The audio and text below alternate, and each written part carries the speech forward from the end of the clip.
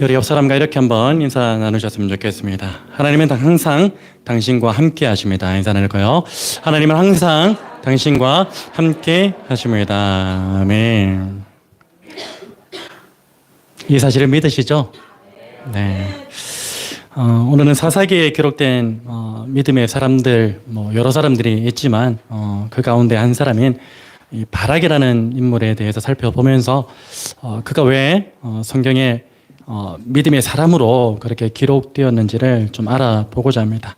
먼저 오늘 본문의 사사기에서는요, 여호수아가 죽은 이후에 하나님께서 약속하신 그 땅인 가나안 땅을 완전하게 정복하지 못한 그 상황을 보여주는 것으로 시작을 합니다. 이스라엘 백성들이 가나안 땅을 완전하게 정복하지 못한 이유가 여러 가지 있겠지만 주된 이유는 무엇이냐면 바로 하나님에 대한 불순종이었죠. 그리고 더불어서 가나안 백성들에 대한 두려움 때문이었습니다. 이것을 한마디로 축약하면요, 그들은 믿음이 없어서 가나안 땅을 완전하게 정복하지 못했다라고 그렇게 이야기할 수 있습니다. 여러분, 이스라엘 백성들이 하나님께서 약속하신 가나안 땅을 완전하게 정복하지 못함으로써 그들은 약속의 땅을 온전히 누릴 수 없게 되었습니다. 왜냐하면 오직 하나님의 통치 아래에서 이 하나님의 말씀에만 순종하며 사는 것이 곧 이 약속의 땅을 온전하게 누리는 것인데, 가나안 땅은 여전히 어떻습니까? 하나님 외에 우상이 존재하고 있고요. 그리고 타락한 문화들이 자리 잡고 있었기 때문에 그것들은 이스라엘 백성들로 하여금 약속의 땅을 온전하게 누리지 못하게 하는 올무가 되고 말았던 것입니다. 하나님은 수차례 이들에게 경고하셨죠. 완전히 진멸해야 된다. 죄에 대해서, 우상에 대해서 그것을 진멸하지 못할 경우에는 그것이 너희의 올무가 되어서 너희의 발목을 잡을 것이다. 채찍이 될 것이다. 그렇게 수없이 많이 경고하셨습니다. 그럼에도 불구하고 그들은 그들 안에 있는 그 허물과 죄, 이 가나안 백성들, 그들을 완전하게 쫓아내지 못했습니다. 그것으로 말미암아서 그들은 그 땅을 완전하게 누릴 수는 없게 되었던 것입니다. 여러분, 이러한 원리는 오늘 우리의 삶에서도 그대로 적용되어진다고 볼 수가 있습니다. 오늘 우리가 이 땅 가운데서 이미 이루어진 그 하나님의 나라를 온전히 누리고 있습니까? 온전히 누리지는 못합니다. 이 이유 역시도 무엇입니까? 우리의 삶이 오직 하나님의 통치 아래에서 하나님의 말씀에만 순종해야 되는데, 그 말씀에 순종하지 않고 순간순간 우리의 눈이 세상에 보기 좋은 것들에 마음을 빼앗기기 때문입니다. 그래서 하나님의 나라, 이미 이루어져 있는 하나님의 나라를 우리는 온전히 누리지 못하고 있는 것이죠. 여러분, 만약에 우리가 이 땅에서 하나님의 나라를 온전히 누리고자 한다면요, 오직 우리 안에 무엇으로만 채워져야 됩니까? 하나님으로만 채워져야 합니다. 여러분, 그것은 우리의 죄성으로 인해서 불가능한 일일지도 모르겠습니다. 날마다 우리는 하나님으로 채워져야 되는데, 우리의 죄성은 어떻습니까? 우리 안에 하나님을 채우기보다는 세상의 것들로 자꾸만 채우기를 원합니다. 우리의 눈은 하나님을 바라봐야 되는데 자꾸만 무엇을 바라보게 됩니까? 세상에 보기 좋은 것들에 우리의 눈이 현혹되기 마련입니다. 그래서 우리는 날마다 하나님으로 완전히 채울 수 없는 것입니다. 그래서 우리는 하나님의 나라를 온전하게 누리게 될 그날을 소망하고 기다립니다. 그날이 언제입니까? 바로 예수 그리스도께서 재림하시는 그날. 오늘 저와 여러분이 이 땅에서는 하나님의 나라를 우리의 죄성과 허물 때문에 완전하게 누리지는 못할지라도 예수 그리스도께 다시 오시는 그날에 완전히 누리게 될 그 하나님의 나라를, 영원한 하나님의 나라를 소망하고 기대하고 기다리시는 저와 여러분 복된 인생 되시기를 주님의 이름으로 축복합니다. 여러분, 사사기에서의 이스라엘 백성들이요, 약속의 땅을 온전히 누린다는 것은 불가능한 일이었는지도 모릅니다. 그들의 죄로 인해, 허물로 인해. 여러분, 사실 그들이 약속의 땅을 온전히 누리지 못한 것은요, 하나님께서 신실하지 못해서입니까? 그렇지 않습니다. 그들이 약속의 땅을 온전히 누리지 못한 것은요, 하나님께서 신실하지 못하기 때문이 아니라 그들 안에 만연하게 자리 잡고 있던 죄성 때문이었습니다. 여러분, 우리가 알다시피 사사기에서는요, 한 가지 반복적인 사이클이 등장해요. 무엇입니까? 이스라엘 백성들이 하나님께 범죄하면 하나님께서는 어떻게 하시죠? 그들을 징계하십니다. 징벌하시죠. 그리고 그들의 징벌로 인해서 하나님께 부르짖습니다. 괴로우니까. 하나님 잘못했습니다. 부르짖게 되죠. 그러면 하나님께서는 어떻게 하십니까?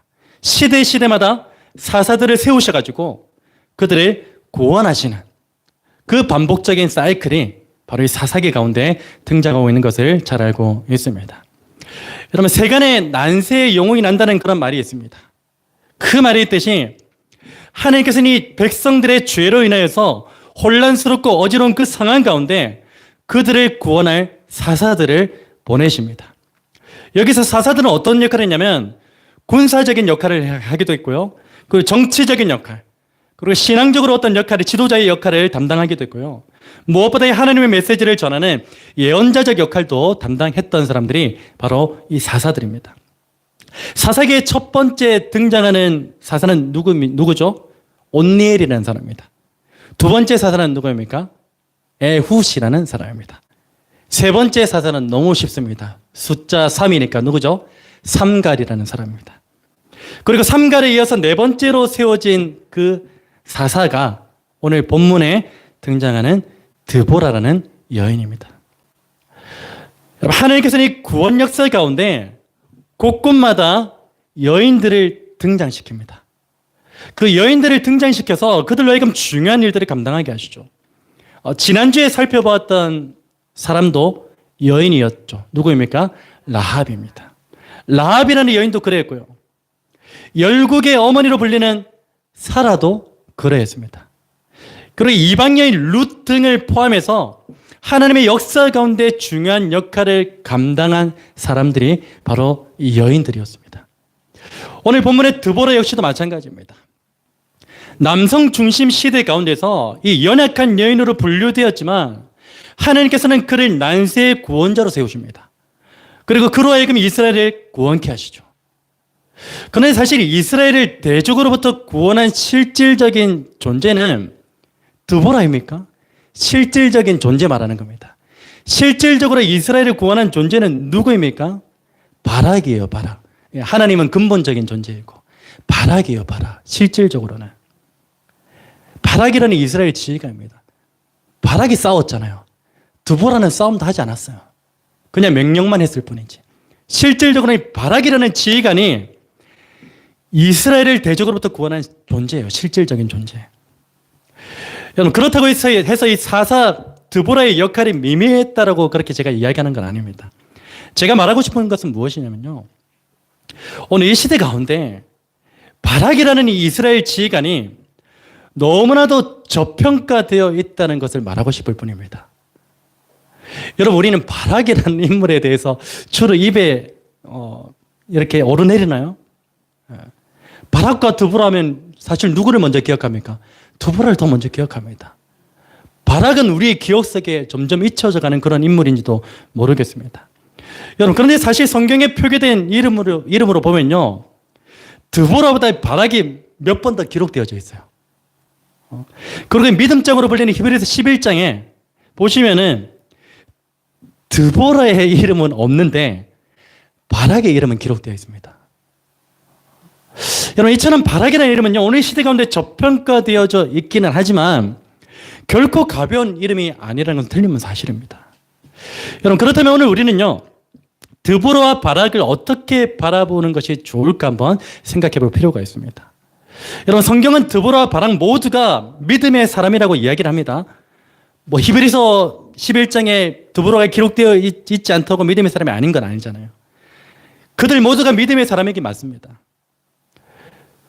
그런데 그 역할이 달랐을 뿐이라고 성경은 분명하게 증거하고 있습니다. 여러분, 드보라는 사사로서 하나님의 말씀을 대신 전하는 그 선지자의 역할을 했을 뿐이고요. 그리고 본문 5절에 이렇게 증거하죠. 그는 에브라임 산지 라마와 베델 사이 드보라의 종려나무 아래에 거주하였고 이스라엘 자손은 그에게 나아가 재판을 받더라. 여러분, 여기서 백성들이 드보라에게 재판을 받았다는 것은 무엇을 의미하냐면 드보라가 하나님의 말씀을 가진 존재로서 하나님의 말씀대로 백성을 이끌어갔다는 그 사실을 말해주는 겁니다. 그 드보라의 역할은 이건 거예요. 하나님의 말씀을 가진 존재로서 이 백성들을 그 말씀대로 바르게 이끄는 역할, 그것이 드보라의 역할이었던 것입니다. 그래서 이 드보라는 하나님의 말씀을 전하는 선지자의 역할을 했던 것입니다. 그리고 바락은 어떻습니까? 바락은 이 드보라가 전하는 그 하나님의 말씀을 듣고서 그 말씀대로 실행에 옮기는 군사로서의 역할을 감당한 사람입니다. 여러분, 드보라는 바락에게 하나님의 명령을 전달하죠. 6절, 7절 말씀입니다. 보십시오. 드보라가 사람을 보내어 아비노함의 아들 바락을 납달리 게데스에서 불러다가 그에게 이르되 이스라엘의 하나님 여호와께서 이같이 명령하지 아니하셨느냐? 너는 납달리 자손과 스불론 자손 10,000명을 거느리고 다볼산으로 가라. 내가 야빈의 군대 장관 시스라와 그의 병거들과 그의 무리를 기손강으로 이끌어 내게 이르게 하고 그를 내 손에 넘겨주리라 하셨느니라. 아멘. 여러분, 여기서 우리는 바락에 대한 한 가지 편견을 가지게 됩니다. 드보라가 전한 하나님의 말씀 앞에서 이 바락의 반응을 한번 보세요. 8절 말씀입니다. 8절 말씀 보십시오. 우리 같이 한번 읽어볼까요? 시작. 바락이 그에게 이르되 만일 당신이, 여기서 당신은 드보라입니다. 만일 당신이 나와 함께 가면 내가 가려니와 만일 당신이 나와 함께 가지 아니하면 나도 가지 아니하겠노라. 여러분, 여기서 평소 우리가 바락에 대해 가지고 있던 편견이 있어요. 어떤 편견입니까? 바락은 너무나 소심하고 무능하다는 겁니다. 노골적인 표현으로는 무엇이죠? 찌질하다는 거예요. 와, 바락 정말 찌질하네. 어떻게 여자인 드보라보다 용맹함이 없을까라는 그런 편견이 우리 안에 자리 잡고 있어요. 솔직히 그렇잖아요. 바락을 바라보면 왜 저러지? 이렇게 생각하고 계시잖아요. 그게 우리의 편견이라는 겁니다. 여러분, 그런데 여기서 중요한 것은 무엇이냐면요.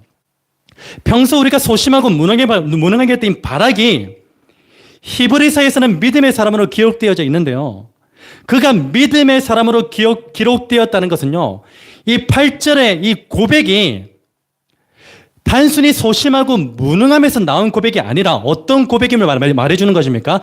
믿음의 고백이었음을 말해주는 거예요. 그래서 바락이 히브리서 11장의 믿음의 사람으로 기록된 겁니다. 여러분, 오늘 본문에서 이스라엘을 압제하고 있던 대적의 규모를 한번 보실래요? 오늘 본문은 아니지만 사사기 4장 3절 말씀입니다. 같이 한번 읽어봅니다. 시작.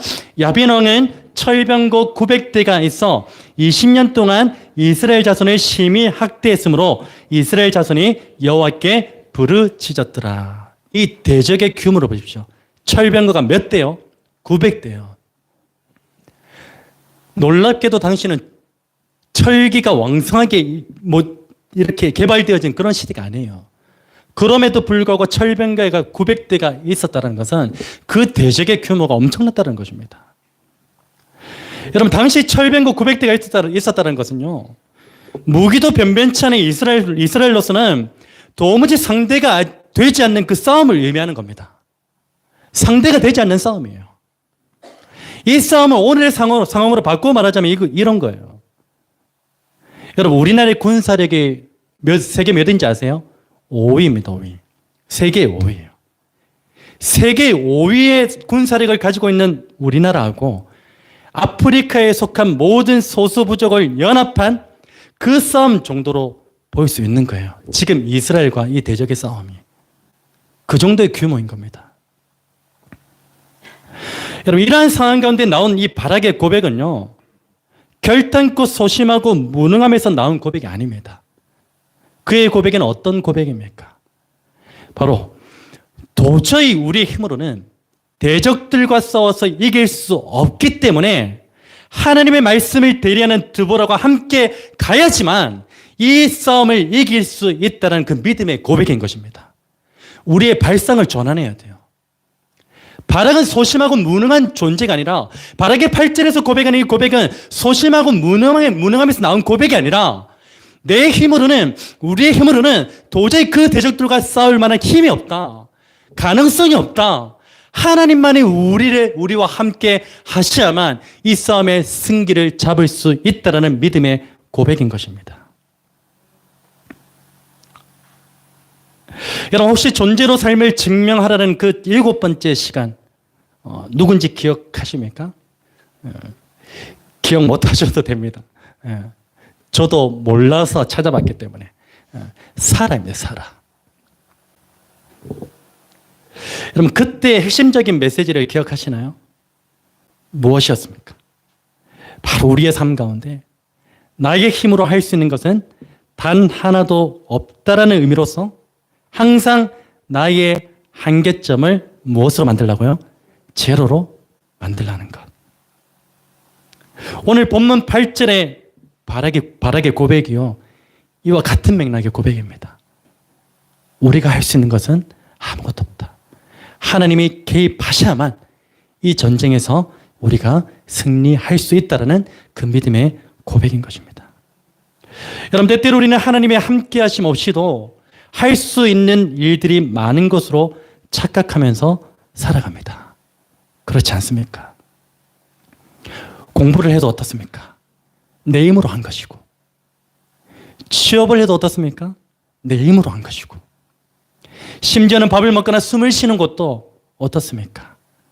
하나님의 함께 하심 없이 내 힘으로 한 것이라고 착각하며 살아가는 존재가 바로 저와 여러분의 존재 아닙니까? 여러분, 그러나 우리의 모든 삶 가운데 하나님의 함께 하심이 없다면 우리가 할 수 있는 것은 단 하나도 존재하지 않는다는 사실을 반드시 기억하시기를 바랍니다. 여러분, 그런 의미에서 우리는 매일의 삶 가운데 이런 고백이 터져 나와야만 합니다. 어떠한 고백입니까? 하나님, 만일 하나님께서 나와 함께 하신다면 내가 걷는 이 길이 거친 광야일지라도 기꺼이 그 길을 가겠습니다라는 고백입니다. 또한 내가 걸어가는 그 길이 바다 끝이라 할지라도 하나님이 나와 함께 하신다면 내가 그 길을 기꺼이 가겠습니다. 또한 내가 서 있는 현재 처한 그곳이 사자굴일지라도 풀무불 가운데 처해 있을지라도 하나님께서 나와 함께 하신다면 담대히 내가 가겠습니다라는 그 믿음의 고백이 오늘 저와 여러분의 믿음의 고백이 되어야 되는 줄로 믿습니다. 여러분, 바락의 믿음의 고백 앞에 드보라는 이렇게 대답합니다. 9절 초반부의 말씀인데요. 내가 반드시 너와 함께 가리라. 우리 함께 읽어볼까요? 시작. 내가 반드시 너와 함께 가리라. 아멘. 여러분, 이 말은요, 단순히 드보라의 대답이 아니에요. 만일 하나님이 나와 함께 하신다면 내가 가겠노라고 말한 바락에 대한 하나님의 말씀인 줄로 믿습니다.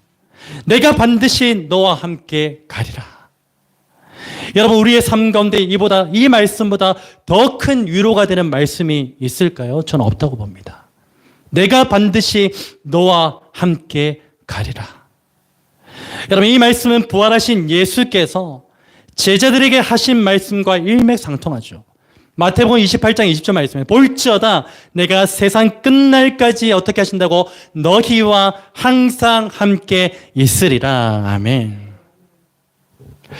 여러분, 혹시 오늘 저와 여러분이 현재 걷고 있는 그 길이 광야입니까? 혹은 아무도 없을 것 같은 바다 끝입니까? 아니면 사자굴과 같은 두려움 가운데 처해져 있습니까? 그것도 아니면 풀무불과 같은 고난 가운데 놓여져 있습니까? 그렇다면 오늘 저와 여러분에게 주시는 이 하나님의 세미한 음성을 믿음으로 받으시는 저와 여러분 될 수 있었으면 좋겠습니다. 어떤 세미한 음성입니까? 사랑하는 아들아, 사랑하는 내 딸아, 네가 어디를 가든지, 네가 어느 곳에 있든지 내가 반드시 너와 함께 가겠고 너와 항상 함께 있을 것이다. 이 세미한 음성을 통하여 오늘 저와 여러분이 우리의 삶 가운데 믿음으로 반응하게 되는 은혜가 있기를 바랍니다. 여러분, 오늘 저와 여러분에게 주신 이 세미한 음성을요, 꼭 붙드셨으면 좋겠어요. 이 하나님의 세미한 음성을 붙들지 않으면 우리는 하루하루 넘어질 수밖에 없는 그런 존재입니다. 우리가 하루하루 이겨낼 수 있고 넘어져도 다시 일어날 수 있는 그 이유는, 근본적인 이유는 무엇입니까? 바로 하나님이 여전히 나와 함께 하신다는 사실, 나와 함께 걷고 계신다는 그 사실을 우리가 믿기 때문이지 않습니까?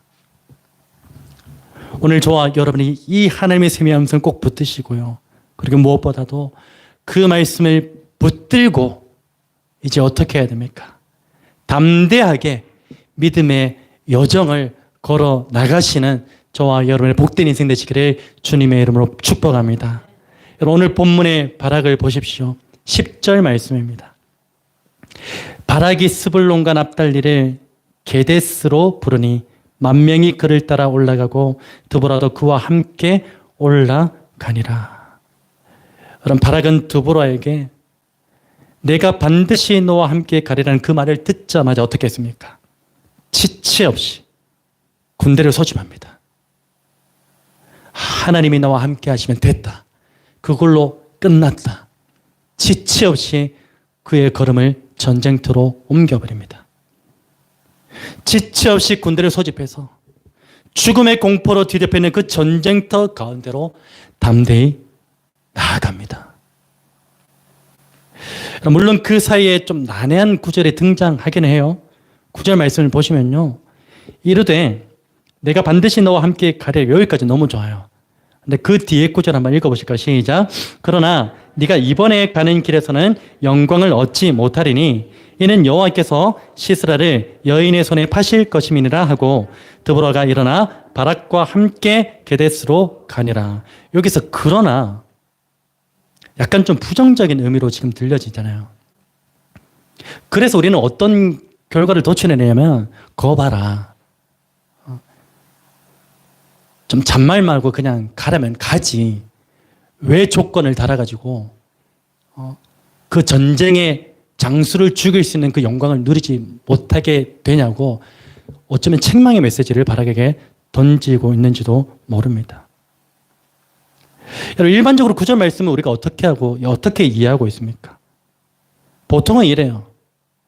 바락이 전쟁의 참전 여부에 대한 조건을 달았기 때문에 전쟁에서 영광을 얻지 못한다는 그런 이해를 우리가 가지고 있는 것이 일반적이에요.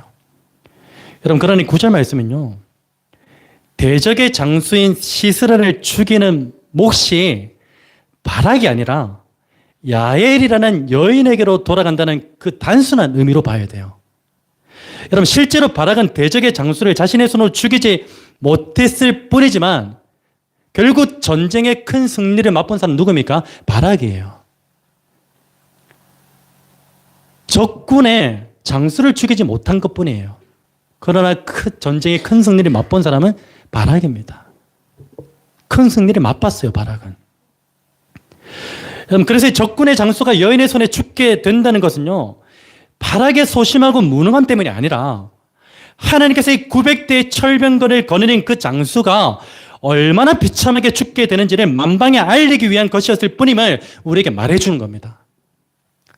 여러분, 적군의 장수가 적군의 장수에게 죽는 게 비참합니까? 아니면 여인의 손에 죽는 게 비참합니까? 여인의 손에 죽는 게 비참해요. 하나님께서는 그걸 계획하셨다는 겁니다. 바락의 무능함의 고백, 소심함의 고백으로 우유부단함 때문에 바락의 장수를 죽이지 못하는 그 영광을 맛보지 못한 게 아니라 하나님이 계획하고 계셨던 거예요. 여인의 손에 죽이는 것이 저들로 하여금 비참함을 맛보게 하는 것임을 하나님 너무나 잘 알고 계시죠. 그래서 여인의 손에 시스라 대적 장수를 맡겼던 것입니다. 여러분, 하나님께서 오늘 저와 여러분의 삶 가운데 항상 함께 하신다는 그 사실을 오늘 저와 여러분이 모두가 믿으신다면요, 그 믿음 가지고서 세상을 향하여 거침없이 그리고 담대하게 걸어가시는 저와 이런 복된 인생 되시기를 주님으로 축복합니다. 말씀을 받았으면요, 주저하지 마세요. 거침없이 그냥 가면 돼요. 두려워할 필요가 없습니다. 혹시 학교 가는 게 두려운 친구들 있습니까? 직장 가는 게 두려운 분들 계십니까? 오늘 직장 가면 또 이런 스트레스 때문에. 그 두려움이 오는 거는요, 단 하나의 이유밖에 없습니다. 설명할 수가 없어요. 우리 안에 하나님의 말씀이 없기 때문이에요. 하나님의 말씀이 있더라도 그 말씀을 믿음으로 받지 못하기 때문이에요. 하나님의 말씀을 정말 믿음으로 받는다면요, 우리는 이 세상을 향하여 나가는 그 발걸음이요, 즐겁습니다. 거침없어야 되고요, 두렵지 않게 되는 겁니다. 여러분, 바락은 드보라의 말을 통하여서 하나님께서 전쟁 가운데 함께 하신다는 그 사실을 어떻게 했습니까? 굳게 믿었습니다. 그리고 그 말을 믿은 즉시 어떻게 했죠? 전쟁터를 향하여 거침없이 담대하게 달려 나아갔습니다. 오늘 이 모습이 이 시대를 살아가는 그리스도인의 모습이 되어야 되는 줄로 믿습니다. 여러분, 야고보서는요, 행함이 없는 믿음에 대해 이렇게 권고합니다. 지금 어떤 맥락에서 이야기를 하냐면요, 우리는 하나님의 말씀을 믿기는 해요. 들었죠? 믿기는 해요. 근데 세상을 향해 나아갈 때 담대함이 없어요. 거침없이 나아가지 못해요. 그것이 바로 야고보서에서 증거하는 행함이 없는 믿음이에요. 말씀을 받았다면 거침없이 나가야죠. 두려움 다 떨쳐내고. 야고보서는 행함이 없는 믿음에 대해 이렇게 경고합니다. 오늘 저와 여러분이 주는 경고입니다. 만일 사람이 믿음이 있노라고 행함이 없으면 무슨 유익이 있으리요. 행함이 없는 믿음은 그 자체가 죽은 것이라. 어떤 사람은 말하기를 너는 믿음이 있고 나는 행함이 있으니 행함이 없는 네 믿음을 내게 보이라. 나는 행함으로 내 믿음을 내게 보이리라. 여러분, 오늘 저와 여러분의 삶 가운데 믿음과 행함을 분리시키지 않으셨으면 좋겠습니다. 그런 의미에서 저와 여러분 모두는요, 하나님의 말씀이 그러하다 하면, 그리고 그 말씀을 믿는다면요, 지체 없이 그 말씀대로 살아내야 하는 참 그리스도인인 줄로 믿습니다. 말씀을 받았으면요, 그리고 그의 말씀이 그러하다, 반드시 그렇게 될 것이라는 그 사실을 믿는다면요, 지체 없이 그 말씀대로 살아내셔야 합니다. 여러분, 때로는 지체 없이 하나님의 말씀을 믿은 그대로 산다 할지라도 손해보는 일이 있을 수도 있습니다. 남들보다 뒤처질 수도 있습니다. 남들보다 소위 말하는 일이 잘 풀리지 않을 수도 있습니다. 심지어는 죽음을 맞이할 수 있을 것입니다. 그럼에도 불구하고 오늘 저와 여러분 모두는요, 하나님의 말씀을 믿은 그대로 살아내야 되는 존재인 줄로 믿습니다. 왜 그렇습니까? 하나님은 절대로 실수하지 않으시는 신실하신 분이시기 때문입니다. 여러분, 간절히 바랍니다. 오늘 저와 여러분 모두가 하나님께서 항상 나와 함께 하신다는 그 사실을 믿으시고요, 하나님의 말씀이라면 그 무엇이든지 아멘으로 반응하셔서 믿음으로 하나님을 기쁘시게 하는 주님의 거룩한 백성 되시기를 우리 주 예수 그리스도로 축원합니다.